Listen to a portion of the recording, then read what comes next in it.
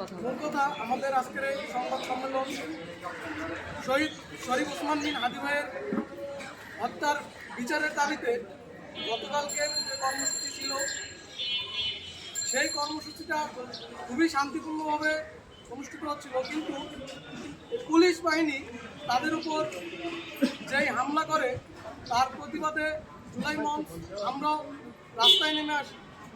তখন আমাদের আহ্বায়ক আরিফ তালুকদার ভাইসহ অন্যান্য নেতৃবৃন্দ আহত হয়। আমরা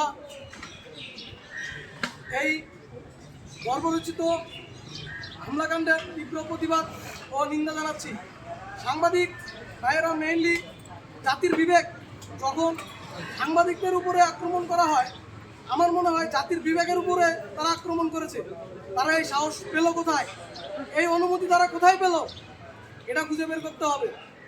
যারা শরীফ ওসমান বিন হাদি ভাইয়ের হত্যার পিছনে ষড়যন্ত্রকারী, যারা এটা বাস্তবায়নকারী, তাদের অবশ্যই নির্দেশ আছে।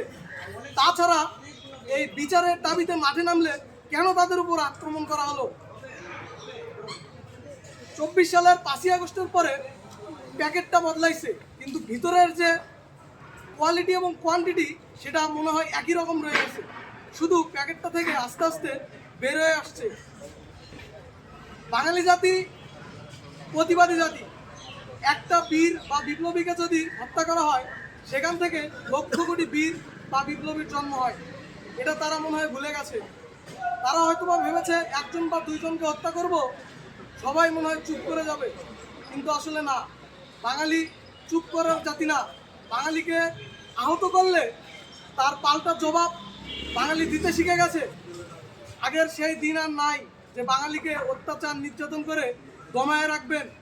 বাঙালির তর্জনী শুধু তর্জনী না, এটা একটা তলোয়ার। এই তলোয়ার যদি কারোর কাঁধে একটা কোপ দেয়, ঘর থেকে মুন্ডু কিন্তু আলাদা হয়ে যাবে, সাবধান। আমার ভাইকে গুলি করেছে আমার দেশে, আমার পরিবারের মধ্যে, আমার পরিবারের সদস্য, আমার দেশ আমার পরিবার, সেই পরিবারের কোনো সদস্যকে যদি আহত কিংবা নিহত করা হয় আমরা কি চুপ করে বসে থাকবো? জীবনে আমাদের শরীরে এক বিন্দু রক্ত থাকা পর্যন্ত হয় মারবো হয়তো মরবো। আমাদের এই প্রতিবাদ এবং আমাদের ঘৃণা কিংবা আমাদের উপরে যে হামলা হয় এই হামলার প্রতিবাদ আমরা করে আসছি এবং করে যাব।